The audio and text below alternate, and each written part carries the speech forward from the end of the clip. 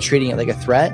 And one of the things that can't be attacked is your self-custody Bitcoin. And one of the things that can be attacked is the ETF. You can't be exposed to that.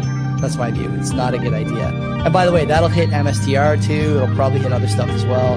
Friends and enemies, welcome back. Canadian Bitcoiners podcast. Friends and enemies, welcome to the CBP. Wanna be better informed? Listen to Len and Joey. Sponsors taken care of right off the top. Oh, Bitcoin and easy DNS. The media is feeding the slop. It doesn't matter what topics discussed. Quality entertainment and information you can trust. That's being planned or at least discussed. You know, we're not going to allow quality entertainment and information you can trust. Send the guy some value, boost him with some stats. Bitcoin is a scarcity asset. I mean, it's just a fact. Geopolitical, national, down to the local cloud. Friends and enemies, welcome back. The mighty CBP Monday night, the flagship. Thanks for being with us as always. My name is Joey. That's Len. Buddy, what is going on over there? How the heck are you?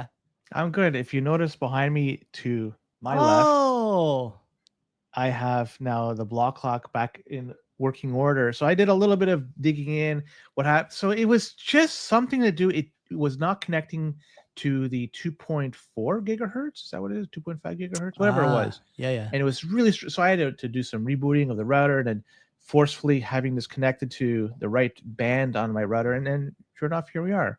It was down for a week or so. Hey, the price gone up a little bit. What the heck's going on? I don't know what the heck. Anyways, how are things? Great. How are you doing? What the heck? It was like 104 a second ago. Where do we go to 105? We're pumping. Yeah. I'm just enjoying life here. What else can you say really about what's going on? I mean, this is going to be a bleak back half of the show. It's gonna be with the front half too. It's gonna be.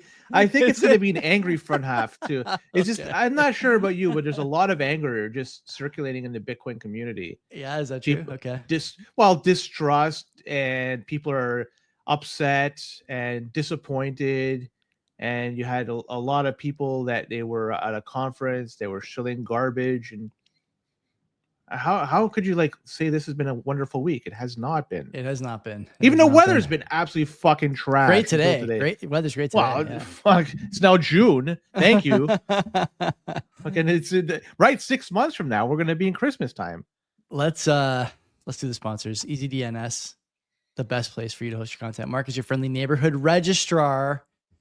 I mean, what is there to say about EasyDNS? I feel like the reads we do don't really do justice to what Mark can bring to the table for you, your business, your website, your blog. We use them obviously, and we've been friends with Mark for a few years now. He's a sponsor of the show, but also him and I are involved in some stuff offline. We have our nice little group chat on Signal that we shoot the shit in, and all these things. But if you're looking for a place to host a domain, to register a domain, Mark is the guy. You can do either one there. We've done both, transferred one and bought, multiple through Mark at this point. Not to mention that if you're a Bitcoin enthusiast, BTC Pay Server, Nostr Relay, all that stuff possible through the virtual private server suite of options. Plus, Len, DomainSure and EasyMail. Like, if you're out there with a website, with a mailing list, whatever, and you have like a set of data that you don't want compromised, or you have a mailing list that you don't want people getting spoofed on, you need these services. These are like non-negotiable now, this day and age. They seem to be something that people are not buying if they're not using EasyDNS, because we still have this every week, breakdown of the data breaches on the Access of Easy show. But you don't have to be victim like they are, okay? You don't have to be a victim. You can take control of your online destiny with EasyDNS, and you ought to. You ought to go to easydns.com, use our promo code CBP Media, and get 50% off your first round of buys. You can't beat that. I say this every week, but a lot of guys have promo codes for stuff. It's like 10%, 5%. Like, what's the CoinKite one? God bless MVK, but the CoinKite promo code is it's like fucking a dime. It's a dime off your cold 5 to 10%. Yeah, it's like nothing. Right? Mark is giving you 50%. 50%. So go take care of that. I know a couple of you guys in the chat are thinking about starting podcasts. This is a good place to get a website. Don't wait. Yeah. Act now, because you'd be surprised how many people are squatting on domains that you thought for sure would be available. They are not. It's a growing business model, a growing passive revenue stream, passive income stream, squatting on domains. So it still is. And funny enough is that because it's the 50% off the initial purchase, it's advisable of course, this is my opinion, probably yours too, Joey, is fucking load up. Load up, baby. Right? Load Just up. you don't go with a half empty shopping cart. You have that thing just overflowing. No, You're gonna get 50% off. No. Right? That makes all You're not going in with just the tip. I'll tell you that. Who's next? Bull Bitcoin, buddy. Bull Bitcoin. Look, like I was saying earlier, the price of Bitcoin went up somehow. I don't know what happened, but either way, good time to buy, good time to sell. You could do that with Bull using Lightning on-chain. Fees, I just checked today, super fucking low. So on-chain is still the thing to do, but still you have other options like Lightning, and maybe you want to consolidate your transactions. That's topic for another time. And what you could do with your Bitcoin from Bull Bitcoin, not simply just buy or sell Bitcoin. You could pay some bills, for instance. If you could pick your biller you want to pay and use your Bitcoin to send them and pay, credit card payment, whatever. You can also send money. This is a really cool thing, Joey, where you could just do a email money transfer or just send it to your bank account. Bank account, a lot of other exchanges do that, but money transfer, you can money transfer fiat directly, started from Bitcoin, but goes into fiat money transfer. That's fucking very cool. cool. That's why I pay with my golf these days, is e-transfer. So I may just start trying to send it through Bull Bitcoin. Love it. Yeah. It's a lot of different options. Check them out. If you use our code, it's below, and you open up an account, and you can do that not just in Canada, Mexico, Costa Rica, and Europe. But fuck, it's growing, man. Let's see where else is going to go next. Maybe United States, maybe not. We'll see. Soon enough. 0.25% will be taken off your buy. No, it's 25% off all the fees. So if you it's huge. It's 25%. Yeah, it's like a monster number. You can't beat that either. Like there's no other service who's saying knocking 25% off your fees, buys and sells. If you sign up for Bull with our promo, that is unbeatable. That is unbeatable. You need to be on that. Agreed. Yeah. Let's do some boosts. Let's do some brand new website. It looks really nice. Looks really fancy, and it does. Yeah, but before we go anything, let's just do quickly because we have a interview coming up this week.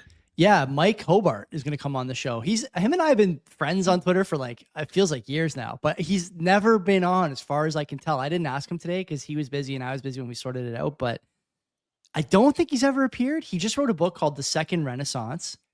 I ordered it today. It'll be here tomorrow. I'm going to try and blast through as much as I can so we can talk about that.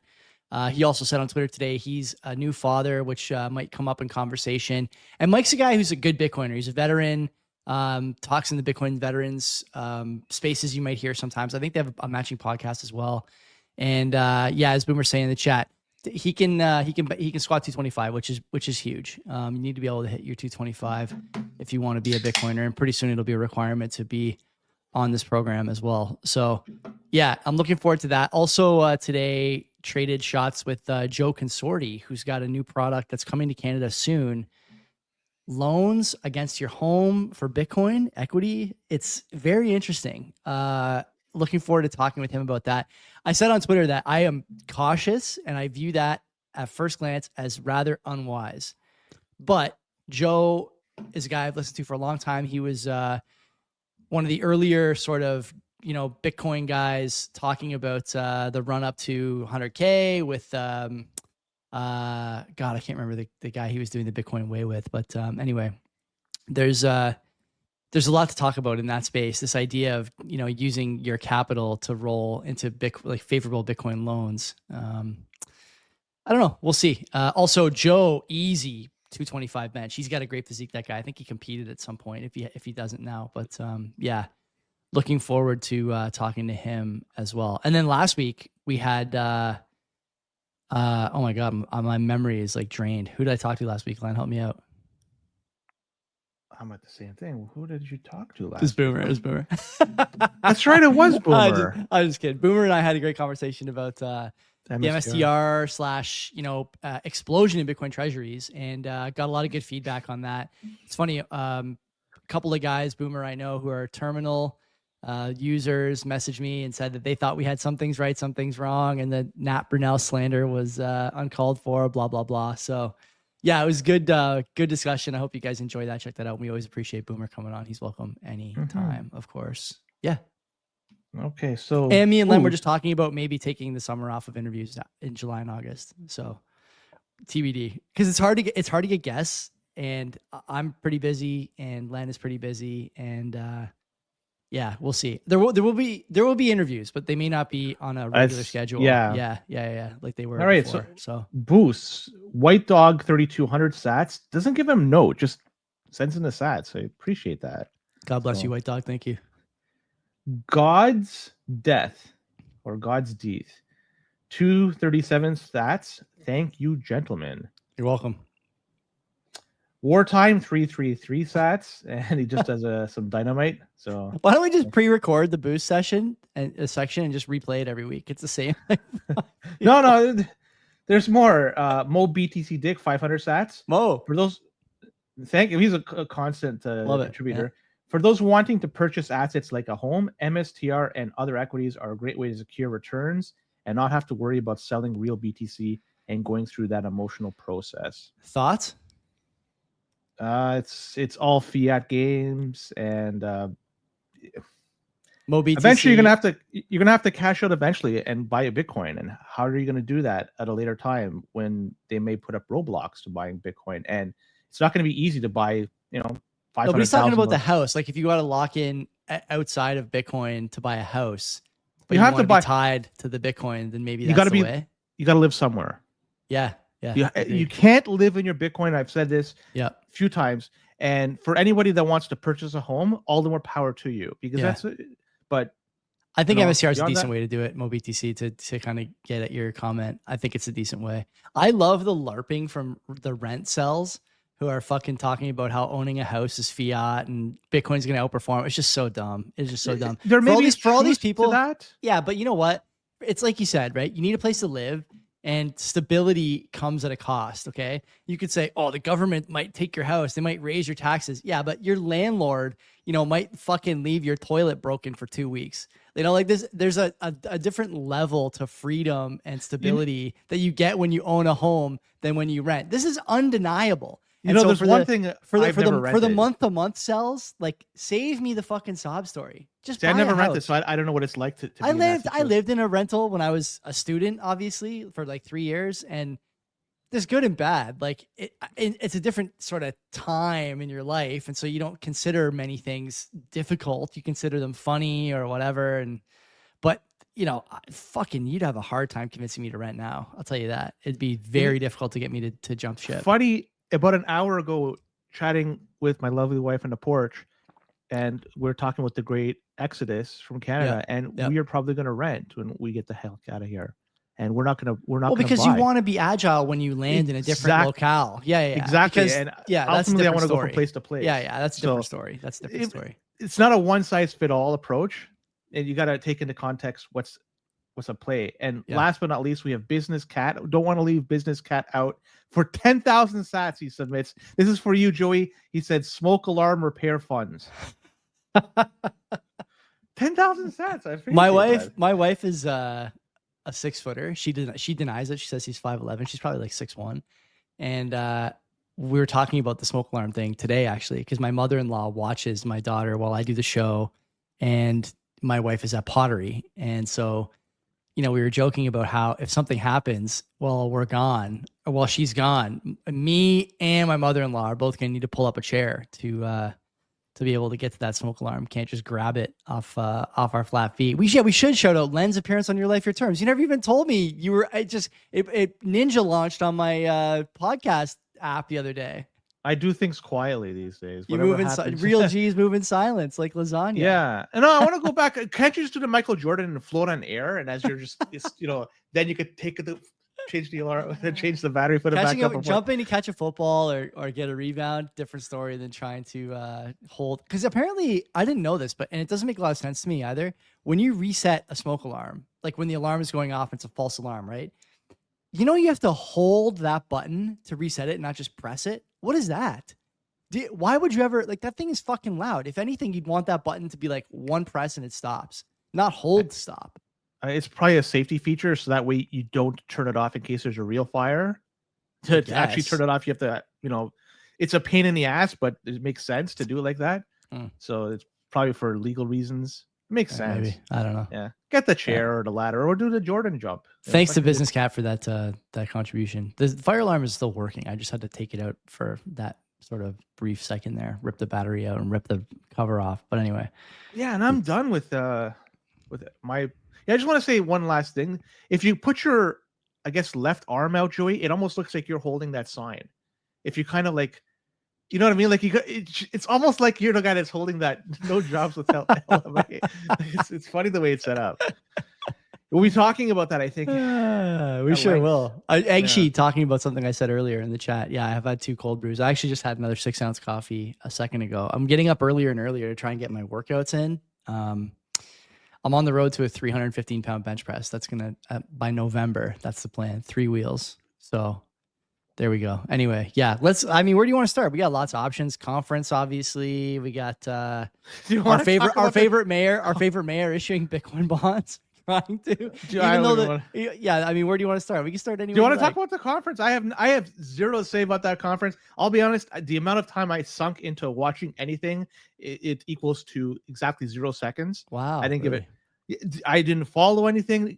Everything I got was after the fact about announcements. I have no idea who was on stage aside from the people that the announcements came out about. Yeah, and maybe there's one person in our chat was doing a was on the one of the VIP sections. Twan did a short talk, right? So other than this, shout to him, man. Yeah, great shit. I just I don't care. This thing doesn't excite me at all. Like I'm gonna watch a few of the speeches. Like Lynn Alden, I like to watch. Saifedean, I like to watch. Saifedean talked about Tether, which is a talk I want to watch. I will probably also watch, against my better judgment, the Mallers keynote, and I don't know. I mean, Saylor obviously took a beating over his comments about self-custody. We talked about that already, I think. So, yeah. How can he still say to this day, like, it's your money? Yeah. Right. When you invest in his company, you're giving him and he's basically giving it to somebody else. So deal with it. Really? I don't know. Yeah. Whatever. I just want to know, John in the chat saying that Arthur Hayes spoke as well. I watched Arthur's talk at the gym. Arthur Hayes is a white whale for me on this show. I would love to talk to Arthur Hayes on this show about all sorts of things. He's a guy who just fucking gets it all around and is not afraid to tell you exactly what he thinks. I like that about him quite a bit. Jack Dorsey was pretty active at the conference this past weekend, and there's lose your keys on this fucking BitKey sign. BitKey, right? Like what a fucking piece of shit this signing device really is. I can't believe that. Right? This thing, it was touting itself to be something, secure, and it's a self-custody Bitcoin. They're saying Bitcoin wallet with an app, hardware, and recovery tools. It's Block is the team that's behind this. Actually, it's the proto team working at Block, if you want to be very specific, whatever. And so this week they released the new feature, that seedless feature. Holy fuck, what the fuck is seedless? And I'm still amazed that they're saying that this is something that's much more secure. Before we have to go into, we have to discuss what is BitKey, because people may not understand what the fuck BitKey is. Like, it is a device, about yay big, like maybe a CD sized or a video game sized. It's like mini disc size, I would say, if you remember those. Yeah, something like that. It looks like that anyway. I've not seen one in person, but that's the same. Yeah, I just saw people take them apart and so forth. And there's no screen on the device. It's just basically it, right? And so the only way to make this function in any way, shape, or form is you got to have an app to communicate with it. And you have to use the native app to do so, the native BitKey app. And right away, that's a red flag, right? Like, it's going to be stuff that you have to use your phone. Keep shit off the phone. That's what I would say. But okay, on to the seed listing. What the fuck is it? They say it's a safer way, according to BitKey, to store your Bitcoin. I would argue it's a pile of fucking shit. It's so disappointing to hear this from Dorsey, of all people. Yes, 100%. And they want to make it easier for you to manage your Bitcoin, because losing your keys is a scary thing. And nobody should be trusted with anything like holding onto your Bitcoin, right? Like, just you give it to somebody else, like BitKey, to fuck off, man. So they're saying the 12 or 24 words, it's going to be replaced with a 2 of 3 multi-sig setup where keys are kept in 3 places. One is yours, one is Block's, and one is the government's. Fucking multi-sig. One is protected by the hardware key. Yeah. Okay. And that's accessed through biometric fingerprint on a physical device. Perfect. That's good. Yeah. Great. Does that work when you're sleeping or dead? Pretty sure it does. So that's one problem. Yeah, keep going. The second is mobile stored in the smartphone app. Perfect. Yeah. That's not easy to grab. Yeah. And the third is the server managed by And sorry, Block. how does your phone unlock most of the time these days? Remind me. It's either going to be a face or It's fingerprints. biometrics. Yeah, it's biometrics. Yeah. So you can get 2 birds in one stone there right after you And the get wrenched. third one is a server managed by Block. So if you lose one of the first two, being the actual the device or the app, Okay, honest question there. Okay, Mhm. How many of those signatures do you control? None. The answer is none. Your fingerprint is always available. Your face is always available. Your phone is always available if you have those things. You control none of those keys, not a single one. And that's the problem here, that these guys are talking about. This is 3 different signs or 3 different signatures you need, blah, blah, blah. But no, that's not in your control. None of those are in your control. You're trusting that hardware. You're trusting your phone. Biometrics are not safe. They're not secure. And Block has the other one. These are not good options. None of those are good options. And I am so pissed that guys like Marty and Matt at TFTC are pumping this thing and doing giveaways for it. What the fuck is going on out there, man? Joey, what is going on? I'll be honest. If somebody happens to give one to us, and I will be very frank here, I'll film it. I'm gonna fucking burn it. I have a torch. I'll be happy to take to it. It will be a waste of money if anybody wants to send it. I would recommend not, but if you want to, I promise you, I will fucking torch the thing. It's so hard for me to understand this because I don't want to use it. Jack is a guy who, like, should know better, I think. And I've been in this argument with people before about BitKey and just like the broader sort of this discussion about designing Bitcoin for maxis or designing Bitcoin for normies. And I think that this is the false dichotomy, normie versus maxi. I think there is designing Bitcoin for people who want to hold their keys and designing Bitcoin for people who don't. And like BitKey doesn't serve either community well in that regard, right? The people who don't want to hold their keys are not going to buy a BitKey anyway. They're going to buy the ETF. They're going to use, Casa or whatever else, right? One of these companies, which, by the way, like Casa, Unchained, like basically any of these jurisdictionally differentiated human entities that secure keys in multi-sig vaults are better than what BitKey is offering. Okay, so that's issue number 1. These are not ideal solutions either, but they are certainly better than what's being offered by BitKey. That's the problem. Then on the side of people who want to hold their keys, no one who understands the value of holding their keys is going to use these devices. They're going to use cold cards. They're going to drum up their own private key system. There's all sorts of methods to that madness. And, as I've said before a million times, you owe it to yourself once you get to that level to be what's the best way to put this? To have a secure setup that doesn't require your attention, doesn't require your bandwidth, and just is something that is already done and is never to be worried about again until you want to spend, right? And BitKey doesn't serve either side of that argument at all. This is the thing I don't get. And I actually suspect, Len, that BitKeys are not selling very well, given the number of giveaways, the amount of press they're trying to get, stuff like nonsense, like lose your keys on their booth at the conference. I just don't see it. I don't see these guys gaining a lot of traction. There's just too many better options. Like why, if you were going to go get a BitKey for ease of use, why not just get a Ledger and use Ledger Recover? It's on the same level. Exactly. I think it's probably a better, like Ledgers are better devices. Like that Ledger Stacks or whatever. Is it secure? I don't know. Does it do shitcoins? Yeah, but at least it's got a fucking screen on it. Like if you're going to go through all this trouble, why not just get something with a screen? Anything. Get a Keystone, get a Jade, get a Ledger, get a whatever. Why would you ever go with a BitKey if you were that concerned about like ease of use and convenience? You never would. They're not the top of the list of convenience. They're not the top of the funnel of convenience. They're not the top of the list of security. They're not the top of the list of privacy. They're not the top of the list of anything.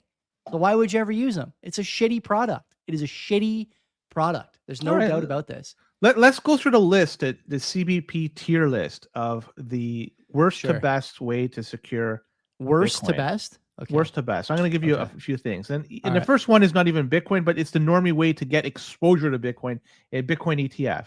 Mhm. Okay, I'm throwing that out there. Leaving your Bitcoin on an exchange is one. Yeah. All right. Okay. BitKey seedless, as we just discussed that. Mhm. Offline signing device like Cold Card, where you properly generate your Yeah. keys offline. S tier. Your own Lightning node, and a phone hot wallet. Those are the 6. So we have Bitcoin ETF, keys on exchange, or leaving Bitcoin exchange, BitKey seedless, yeah. Cold Card, Lightning node, hot wallet. It's Cold Card. It's Is the best. Yeah, and then it's Agreed. everything else. I mean, there's only No. Your own Lightning node, I will say, is very, very close because you manage in terms your of keys. what? In terms of what? Like privacy and security, or ease of use, or what? Like this is the Cold Card with Sparrow is easy to use. It's no longer. It's past intimidation, I think. Leaving your keys, your Bitcoin on exchange is the easiest to use, but it's not going to be my S class in terms. It's going to be pretty damn fucking low. So in terms of like what is best for the end user, Cold Card certainly. And you know what? Your own Lightning node is very damn close because you control everything. Sure, and it's all yours. Phone hot wallet, I will say, is pretty bad. I'm with Boomer. The ETF is third, probably. Honestly, like you don't own anything. You just own a fiat representative of that's. But not at even, least you can't get wrenched. At least you can't get socially engineered. At least you can't You get fucked up the ass fiat style. You may not get wrenched. I don't know. You get it some other way. I think that's way further out on the curve than some of the stuff we're talking about. It's not even Bitcoin, my friend. I know, but it's way further out on the curve than the stuff we're talking about. Way further out. Well, so the Bitcoin ETFs, it's like the absolute trash of the trash. So leaving on the exchange, personally, your commitment to ETF hate is admirable and needs to be studied. It will be studied by historians, I think. Well, all roads lead to Len. Leaving your keys on an exchange, I will say, is the equivalent as using one of these BitKey seedless things. Okay. I can't differentiate the two. It seems like they're fucking same to me. Yeah, I don't know why. I'm with you. And we talk about how bad leaving your Bitcoin on an exchange is. And if we can't separate BitKey from that, how bad is it? It's bad. Fucking terrible. It's bad. Yeah. I agree. The chat has some comments about this. I won't read them all, but yeah, I mean, I where do you come down on stuff like Unchained Capital, right? Like Unchained is headed up by, I think Parker Lewis is the guy behind that operation. People, they want to have that little bit of comfort by having a multi-sig, and in case they lose it, they could go to somebody. I'm not I prefer passphrases. I think that's a better way to do it. Passphrases are great. Everyone should be using at minimum the 12 plus a passphrase. I think that's the minimum level of security. And we had a question we had a question in the chat on Discord, I think a little while ago, about whether or not the passphrase has to be from the BIP. Was it BIP 87, 37, 137? I answered that question. The word list. It does not. You can make it whatever you want. Symbols, letters, numbers, whatever. Caps, lowercase, like anything you want that you can remember, that's what you should be using. And I can't really tell you how important that is, apart from just saying that it should be the minimum requirement. Like every wallet provider should be telling you that you need a passphrase. I think it's so critical, man. So critical. Yeah, and time lock, I think, is probably the best way of dealing with things, especially if you have a long-term plan. Just deal with that. It's more difficult to implement, but it's doable. Liana is not too bad to use, so maybe I'll do a little video on showing you how it's done. And then if you do that, like you can't touch your Bitcoin until truly locked. Yeah, truly locked. Yeah, it's a time criteria has to be met. It's blocks, right? It's everything is measured in blocks for the time limit. So you better fucking hope the mining doesn't somehow collapse.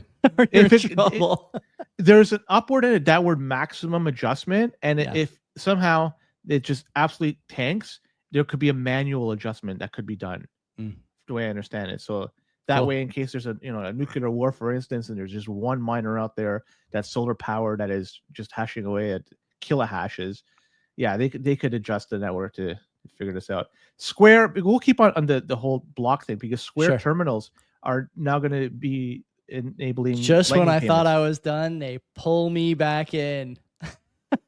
Do you have any affiliation with? Do you do with anything with Square or no? I have Square in my portfolio. I DCA into Square Block. Oh, do Yeah, you? Okay. XYZ. Yeah, I think they're a good company. Broadly speaking, I think the terminals are like underused. I worry that they're having their lunch eaten by Shopify and Toby.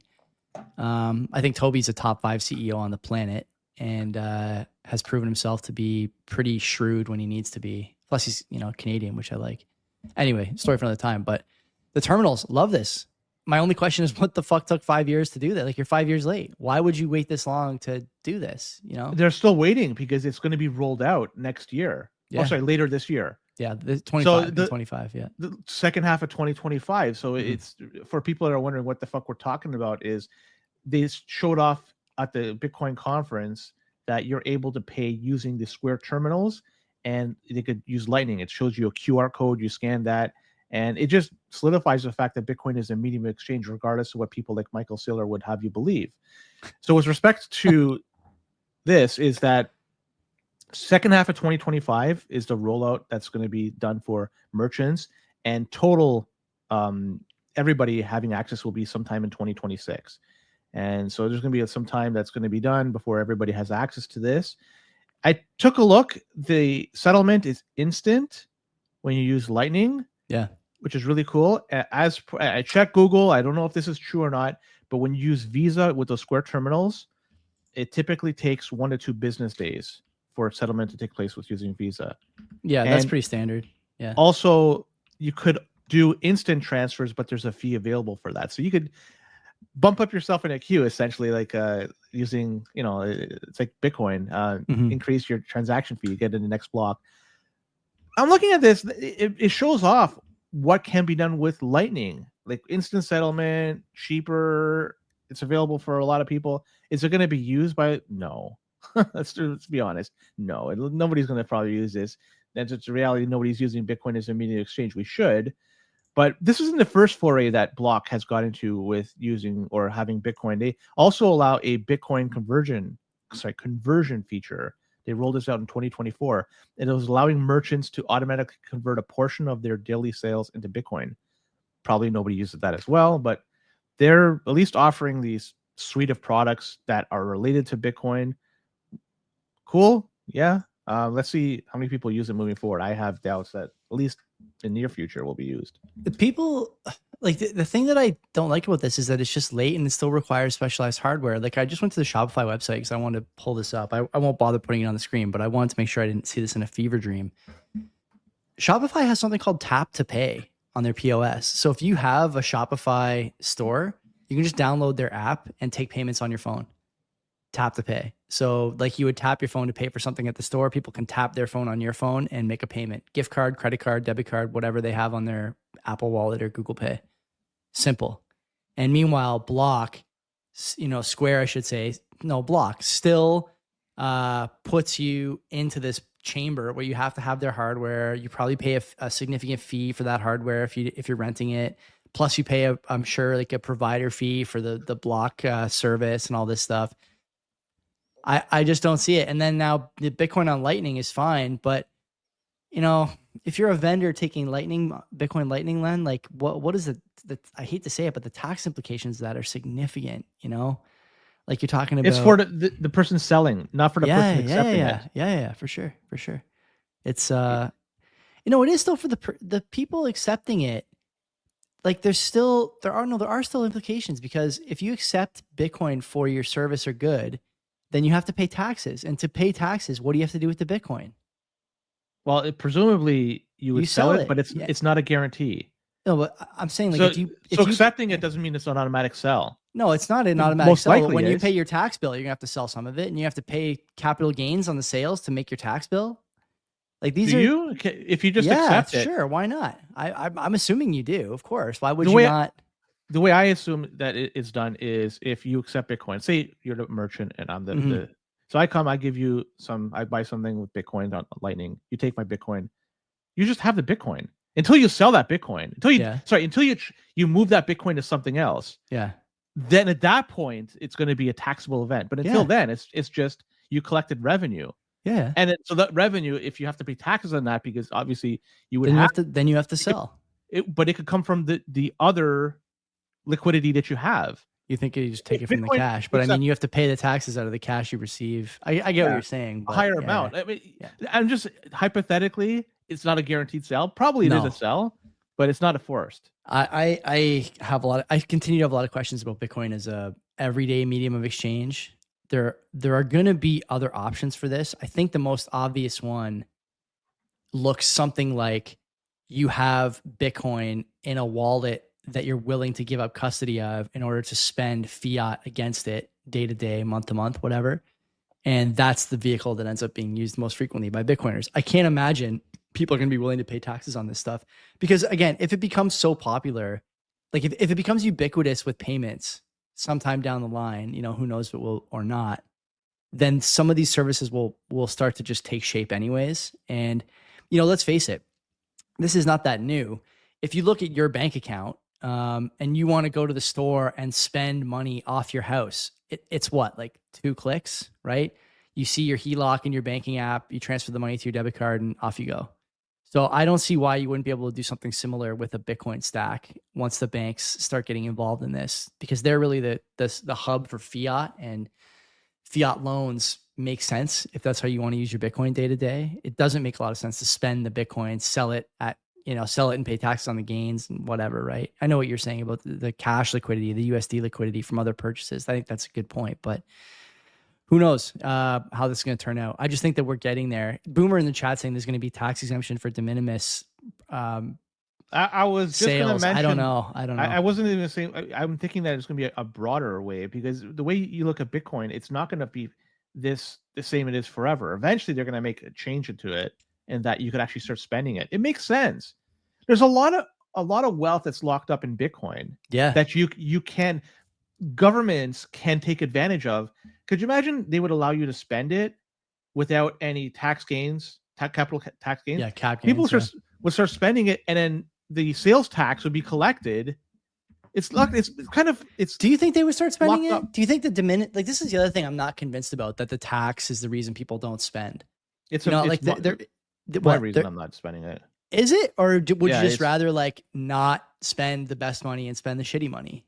No, if I have an option, I'd love to continue to spend Bitcoin to show off that it is a medium of exchange. I'll replace it. If I spend, you're in the SNR camp, spend and replace. Okay. I'll try to replace as much as I can, but That's I'd fair. love to use it as much as possible. That's fair. And if that's the case, it's a $2 trillion market cap. Now, how much do actually people hold? And I'm not talking about ETFs or corporations, like just actual people like you and I, Joey, just Joe Blows. Right. Bro, a few billion worth, right? I would say that's. I would say, yeah. Yeah, and so that's, you could unlock that potential to be spent, and then that is money that could be captured in taxation through sales tax and so forth. So that's a valid point there. It just makes sense to me. But what the fuck do I know? I'm just in the basement. And we don't know anything on this show. I financial advice. Fully admit this. Yeah. So look, stick on this whole Lightning and Square train, because they also run their own Bitcoin node, and it's called C =. That's C =. And you could see their node if you go to 1ml.com. You could see exactly how many channels they have, how much liquidity they have. And as a few days ago, it was 185 Bitcoin they had in liquidity for their Lightning node. Then as of yesterday, it was 198. Today, it's down to 184. So there's a lot of management that's going on in terms of opening, closing channels. How are they doing that, you think? The channel management?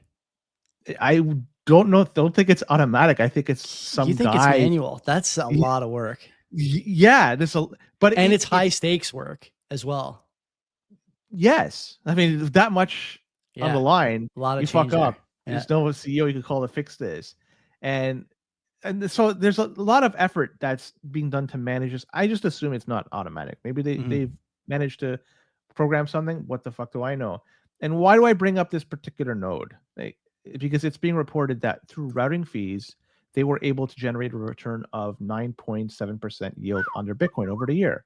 So this was all done with managing their own keys too. So it's not like they're giving up their keys to a third party to get this yield. They hold on to their keys when it's respect to this. And this is eye-opening. And a lot of people may wonder, how could I do this? I want to take advantage. I want 10% yield without giving up my keys. It's not the same, because what they're doing is they have a lot of liquidity that's put up in there. They have a lot of traffic going through their node. Look, they have their Square terminals, and I would imagine they're all going initially through their node. A lot of time to manage this. It's a lot more than just say an individual would want to do with time, effort, and also locking up Bitcoin, tons and tons of Bitcoin. It becomes essentially a part-time job. So the better way of doing things, my opinion, is actually get a part-time job rather than doing a part-time job like this and using the proceeds to buy actual Bitcoin. You'll probably be better off in the end. Just my 2 cents. I could be wrong, but that's the way I look at it. This is a cool story. It goes to show if it's done right, you could get a lot of. Okay. Some yield, let me jump in. Let me jump in. Is it, if it's done right, is it replicable outside of something like Square, where they can really drive traffic through their node in a way that not a lot of other people can? Like how? Great how question. else Probably not. Yeah, like that's a nice little business model they have there if they can keep that up. Yeah, 100%. Yeah, but it's hard to replicate that. Remember when Lightning nodes first started to proliferate? I mean, they're not really proliferated now, but there's more than a few now. People were always talking about how much money can I make routing, and the answer is nothing, basically. Like you're doing it for free, which is, important. It's still important work, as the Severance meme goes, the work is mysterious and important, but no one knows what it is. That's how it feels on Lightning nodes. Yeah, go ahead. Because when you do run your own node and you have, like, if you're out and about and you have on your phone your Zeus app that connects to your home Lightning node, you are connecting to your home stack on your home Lightning stack. And you could use that to spend. So you're not using a third party like a wallet Satoshi. You are your own bank. And it's fucking incredible to do that. It's not easy to do. But when you just do that for the first time, it's just like, it's an eye-opening experience where you're able to spend from your own stack that you control your own keys, and it's on Lightning. Really cool stuff. But it's not easy to do. Do you have any comments on the Wallet of Satoshi post about a self-custodial Lightning wallet on your phone that they just tweeted out? I am not aware of this. You have to bring me up to speed. I don't, Len, I don't know much about it. I thought you would, but I forgot. And I think you should look into it. I think you will have something to say about it next week for sure. Seems like it's caught at least a little bit of heat, but it's interesting. I think it's being discussed in one of the group chats. We're in the largest group chat that we're in, not the Discord, but another one on Signal. Yeah. Am I privy to that one or not? Because the corn. There's some it's a Corn Lords chat. The Corn Lords. Okay. Chat. Yeah, there's some branches and stuff. I don't participate in a lot of. And who knows? Maybe it's one the day mothership. The mothership has it. It's the first one. BitAxe. Let's talk about BitAxe. Sure. Because we sold a lot of BitAxes. A lot of people use like a surprising amount and very quickly. Yeah. You're welcome. You're welcome, Decentral. I know we don't have a sponsorship deal anymore, but I wish you guys the best. Enjoy the significant profit you took, because we sure didn't get anything out of that. So I'm glad you guys did. Yeah. So BitAxe version 2.8 is now available. It just came live in the last few days. May 30th, I think, was when it went out. Okay. I'll be very brief because it's not a whole lot to say, but I know there's BitAxe users here that listen and watch us. It's easy to upgrade for those who have never done it. You go to your BitOS website and you do the upgrade from there. And the changes to 2.8 include a few things like historical data, so you can see the hash rate stats that are stored over time, so you can see where things are trending. This apparently was a feature that people wanted. The UI has been improved; it's more cleaner and it's a little bit better to look at. There's some technical improvements, so it's faster performances, and there's improved automatic fan control, and that is to avoid overheating in hot environments. I had a issue with my BitAxe. I came one day and it was just blaring away, like just the fan was going so fast and the hash rate was 0. I was like, what the fuck? I just restarted it and it fixed it. So I'm wondering if that issue was something that I had, and maybe this improved fan control is going to fix it. It does get rather warm where it's located. I work just under this register here. During the winter time, is hot air that's coming from my furnace directly over me, which is beautiful. I love it, but I don't think my BitAxe likes it all that much because it's just too fucking warm. But there you go. 2.8 is out there. While you were doing the story, I updated my BitAxe. So that's how quick and easy it is to do. Thank you for that. Yeah, literal piece of cake. Yeah. You don't have to plug it in. Don't have to do anything. Just download the firmware, then select the file from the square beside it, and you're done. That's it. Takes all of 15 seconds. Piece of cake. Circle. This is the company that's behind the stablecoin USDC. They filed for an IPO. We should be doing the same, shouldn't we, Joey? Like, Everyone's saying this, man. We got IPO. There's money to be made, and I want to get me some of it. CBP IPO coming soon. CBP.V. You can find us on the Venture Exchange. Yeah. We'll dilute the fuck out of it. Just a heads up. Oh my God. Yeah. It's not your shares are going to be fucking worthless by the time we're done with this thing. It's going to be trillions out there. Yeah. So Circle's going to go on the New York Stock Exchange. And it looks like that BlackRock and ARK, we haven't talked about them for quite some time. We probably won't talk about it again for quite a long time. But BlackRock, they're contemplating taking a big stake in the company. BlackRock may want to take as much as 10% from this, which is interesting. Yeah. And they plan to raise $624 million through this IPO, and that's through the sale of 24 million shares, and the price range between 24 and 26 bucks. That gives a valuation of around 6 billion based off that. And the expected start date is June 4th, so that's just on Wednesday this week. Yep. The IPO was supposed to go live April 1st. Truly a great day to do anything. April Fool's, right? But apparently it didn't turn out to be the case because tariffs was in the news. The environment was just not right. So they put this on hold. Also, I'm not sure if you heard about this, but Ripple and Coinbase were trying to purchase Circle before the IPO went live. I did hear about that. $4 billion was the number that was being thrown around. Not as much as the current $6 billion potential valuation. So maybe that's why they never ended up getting it. I have zero aspiration of getting this, but USDC, it's very chummy with the US government. Yeah. That's going to be the stable coin / CBDC, right? Seems to me like that's a good candidate for all this stuff. Stable's going to drive treasury demand around the world, apparently, or I should say US dollar demand around the world. I think that's probably true. Takes away most of the friction. Digital dollars are going to be in demand everywhere that currencies are weak. So yeah, USDC. I mean, there's a bunch of people who look at stable coins and think, what's so entertaining about this, right? Or what's so like important? It's $1 for $1. But the importance is in, the lack of friction. There's a lot of people who want US dollars who just can't get them. And now they will be able to. And this is going to be very important for U.S. soft power and the currency hegemon going forward. So did you ever use a stable coin? Have you ever tried one out? I have not. I would like to, though. I'll be honest. I would like to try it because I think it's, like I said, I think the likelihood of you using a stable coin as your default fiat currency in the next 5 years is 100%. So, I expect that these things will become ubiquitous. Second time I've used that term on the show, but yeah, they will. It only works if the fees are cheap. They will be cheap, right? Because there's no the benefit isn't in the fee; it's in the demand for the currency. So they don't need the fee anymore. The government will. There is no intermediary. No, but you're saying for the people that in like third world countries that would want to use this because there's no availability to get physical USD. If there's a high fee, it basically erases. Where's the fee? Usage. Where's the fee going to be?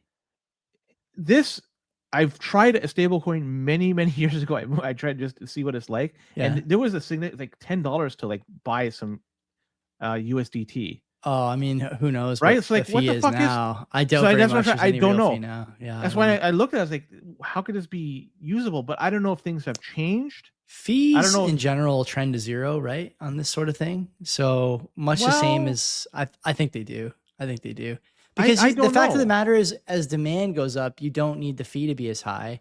And maybe Bitcoin I'm living would in beg to differ.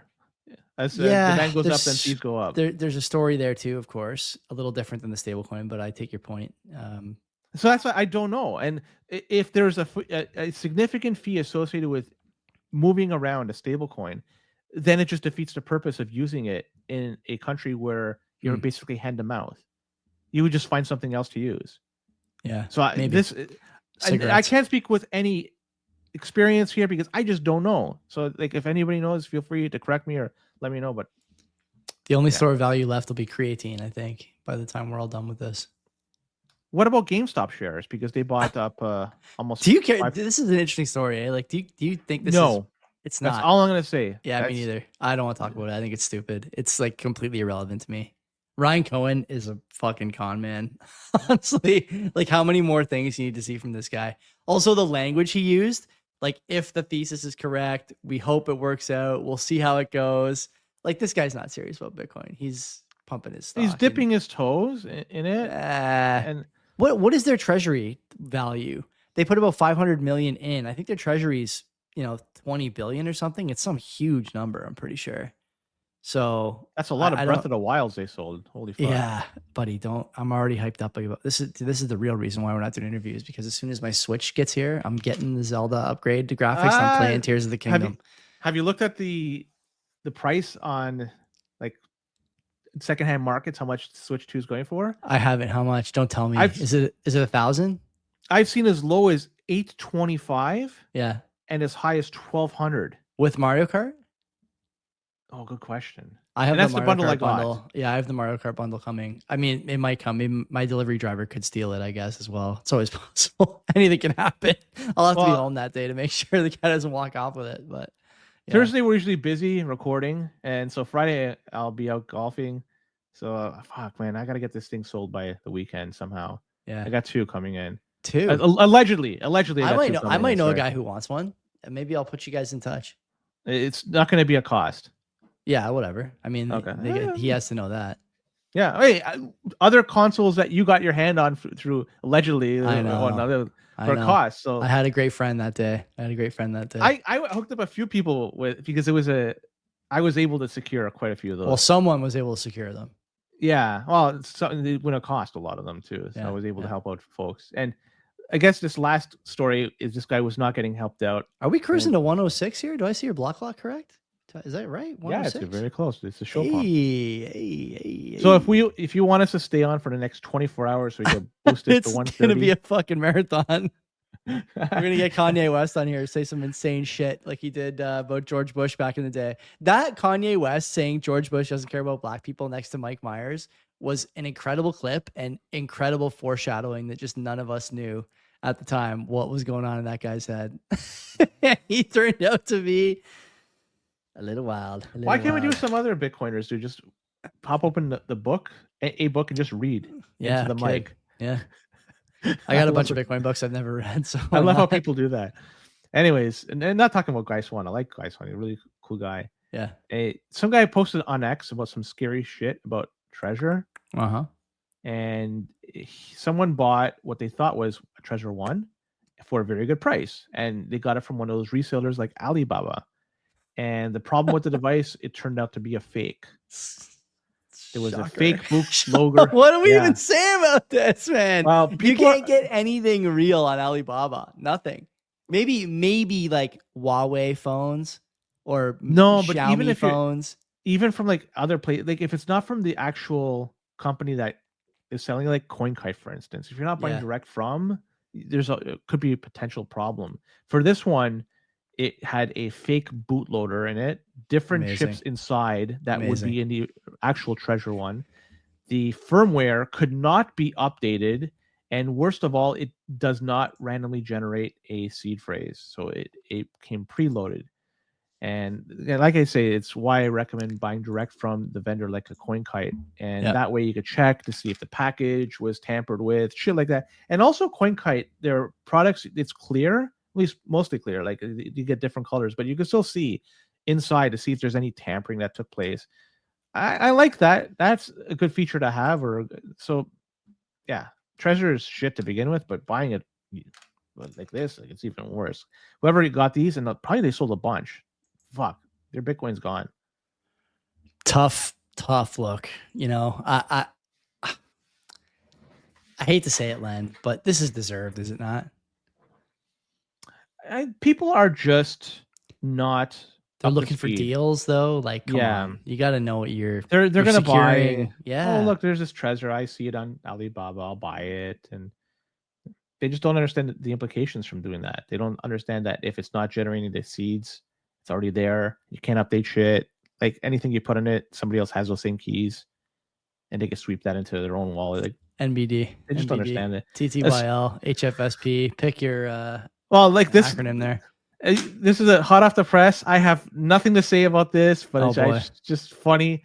MicroStrategy announced the launch of the Stride STRD is the ticker, a new perpetual preferred stock offering available to institutional investors and select non-institutional investors.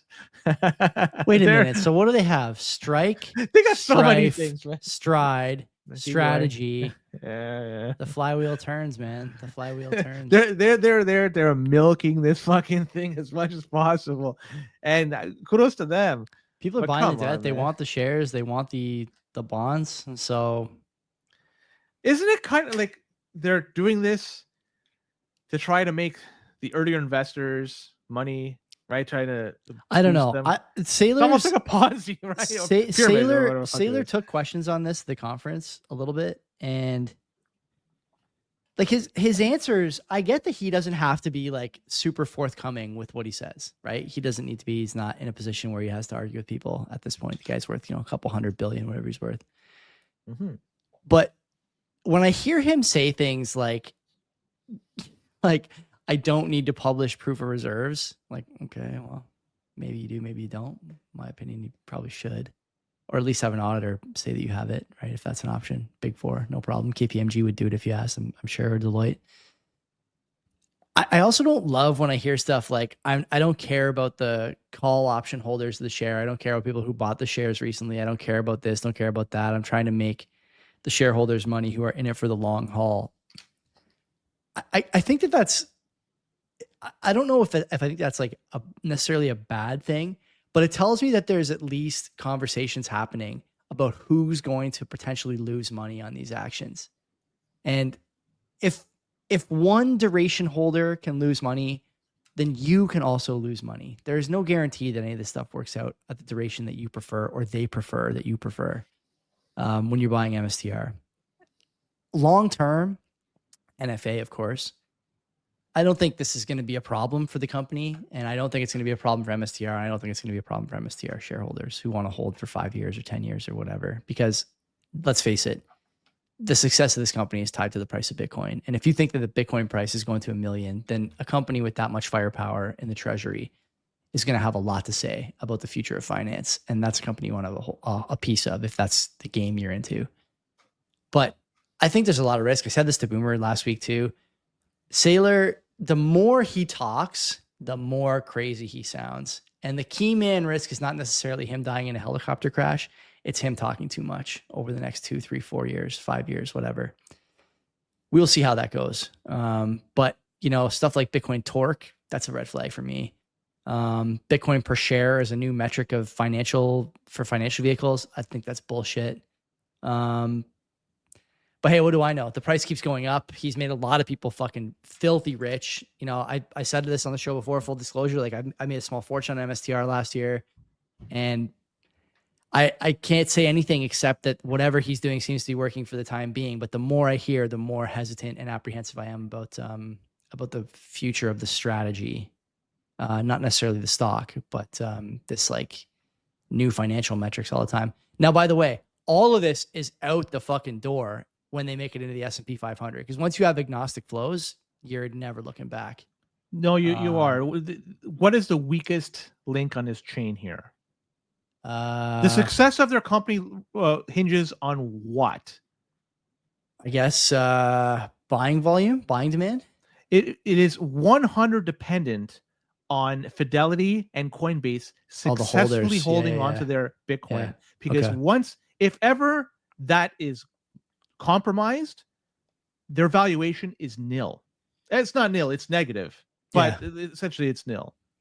So their success 100% hinges on Fidelity and Coinbase securing their Bitcoin properly.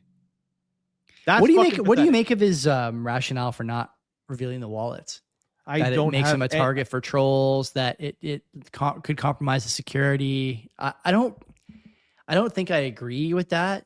Again, you can look at me and Boomer's discussion from last week. I won't drag Len into it now, but I don't think I agree with those things. And you know, he's already a target for trolls. He's already got the online, you know, the counter signal hornets to deal with. You know, it's not just the Bitcoin hive he's got. He's got a lot of people looking at his stock and his character. Not to mention Len, you know, this guy committed a significant accounting fraud in the early aughts. I don't know. I don't think he's doing it again, but like he's always talking about, you know, everyone's watching. If it was, if I wasn't even aware that was the wrong, case. I had yeah, no he idea committed. that. He did a lot of he did a quick fraud job in the early 2000s. Look it up. MSTR. He was still the CEO then. So But what's the difference between him and Christine Lagarde? the scarves, I would say. But If that's the only difference, that might be where it stops. There's not yeah. much of a difference then. I just want to add that, like, Len, cover your ears. Coinbase has never been hacked for their Bitcoin. Neither is Fidelity. Not saying it won't happen. I have never been mugged. I've never been shot. I've never gone to a car accident. But you never know. Never know. Just because something never happened, and I never got hit by lightning playing golf. Yeah. There's a lot of things that never happened, but it doesn't mean it's not going to happen. It's just every day that it doesn't happen, you're rolling the dice. Yeah. I think the chances of you losing is very slim, extremely slim. I want to hear more. Like I said before, okay, and I said this to Boomer the other night. I want to hear Saylor do some adversarial interviews. And right now he doesn't. He's got everyone wrapped up in this Bitcoin charm, and he ain't fooling me, I don't think. And I think there's a few of us out there who would give him the gears, and he doesn't go on those shows. And there's a reason for that. So I will note that we tried to get Saylor. This show is big enough to get Michael Saylor. If I look at the audio side of our plays, you know, the show has 1 million downloads. We could get Saylor if we wanted. And we haven't been able to get a response from him. Maybe because we're critical, maybe because we're Canadian, maybe because he only goes on shows with 2 million downloads or 3 million downloads. I don't know. But yeah, it's fascinating to see the shows he goes on and the way he carries himself when he's on those programs. You hardly ever see Saylor on panels at conferences. He mostly does keynotes now. I don't know. There's a part of me that says he doesn't have to do any of these things and his time is more valuable than I think and anyone thinks. But the most valuable thing is your Bitcoin. That's right. Yeah, I think so. I think so too. The rest doesn't.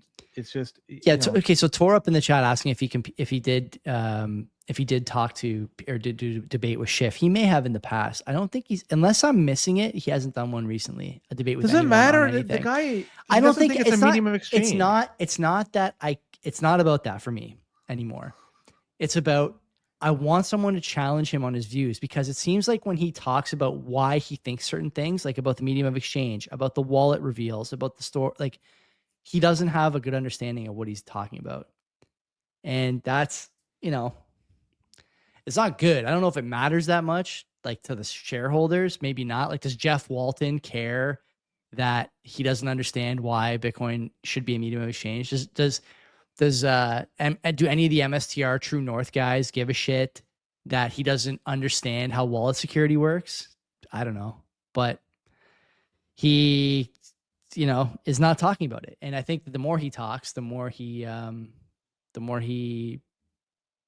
outs himself. Honestly, I think that's how I feel.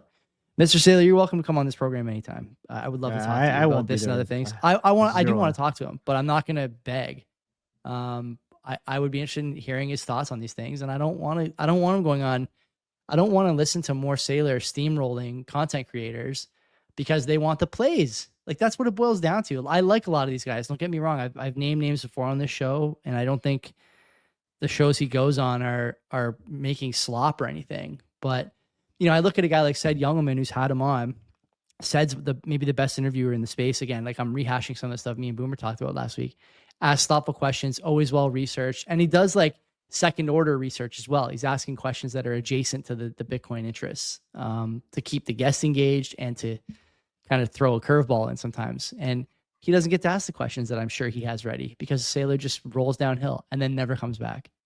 It's, you know, he's got a strategy, no pun intended. It's working, and I will just say that I am fascinated with the way he's deploying his time these days. Let's end this. Yeah. I can't believe we talked so much about this fucking stride shit. Yeah. Well, Jeez. I mean, it just leads into other stuff, right? But anyway, yeah, we'll go to the notable stories now. Come back if you're on audio. Through the magic of video and the internet, we will be back in 0 seconds if you're with us live on Monday night. So if not, take care. We'll see you tomorrow. And don't be a cock.